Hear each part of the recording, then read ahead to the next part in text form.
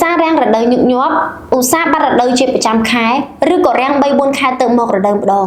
ធ្វើឲ្យស្ត្រីប្រឈមហានិភ័យ4ធំប្រឈមកត្តាទី1គឺធ្វើឲ្យស្ត្រីបំរែបំរួលអរម៉ូនឬក៏អតុល្យភាពនៃអរម៉ូនដែលជាហេតុធ្វើឲ្យស្ត្រីមានផលវិបាកប្រចាំថ្ងៃដូចជា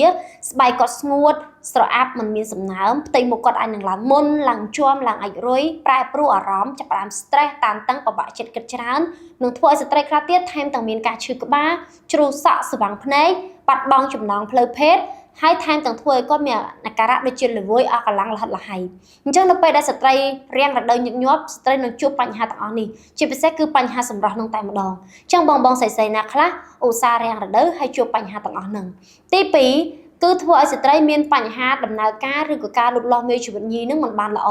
ដែលជាហេតុផលធ្វើឲ្យស្ត្រីអាចនឹងពិបាកក្នុងការមានកូនអញ្ចឹងកាលណាស្ត្រីមករដូវ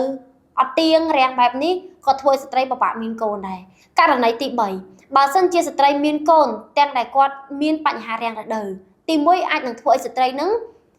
មានកូនអត់ដឹងខ្លួន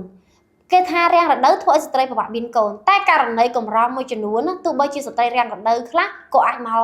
ចធ្វើឲ្យគាត់មានកូនដែរប៉ុន្តែបើសិនជាគាត់មានហានិភ័យមួយគឺធ្វើឲ្យគាត់អត់ដឹងខ្លួនចឹងស្ត្រីខ្លះគាត់អត់ដឹងខ្លួនព្រោះរដូវគាត់មកអត់ទៀងក៏ពិបាកសម្គាល់កំណត់មើលចឹងពេលខ្លះញ៉ាំអីខុសឬក៏ថែសុខភាពឲ្យបានល្អកូនខ្លះរលូតទៅវិញក៏មានអញ្ចឹងសូមបញ្ជាក់បច្ច័យកន្លែងហ្នឹងសម្រាប់អ្នកមានដៃគូករណីទី4គឺមានផលប៉ះពាល់ខ្លាំងដល់សុខភាពរដូវរបស់ស្ត្រីដូចជាស្ត្រីខ្លះងាយប្រឈមទៅនឹងការកើតគីឈាមរដូវគីអរម៉ូនពងមេជីវិតញីច្រើនបូកជាមួយបញ្ហាដុំសាច់ស្បូនជាដើមអញ្ចឹងបងស្រីៗដែលឧស្សាហ៍រាំងរដូវហើយបាត់រដូវញឹកញាប់បាត់រដូវរ៉ាំរ៉ៃរាប់ខែរាប់ឆ្នាំអត់ឃើញរដូវមកសូមពិនិត្យសុខភាពហើយពិគ្រោះសុខភាពបានត្រឹមត្រូវជៀសវាងជួបបញ្ហាទាំង4ខាងលើនេះ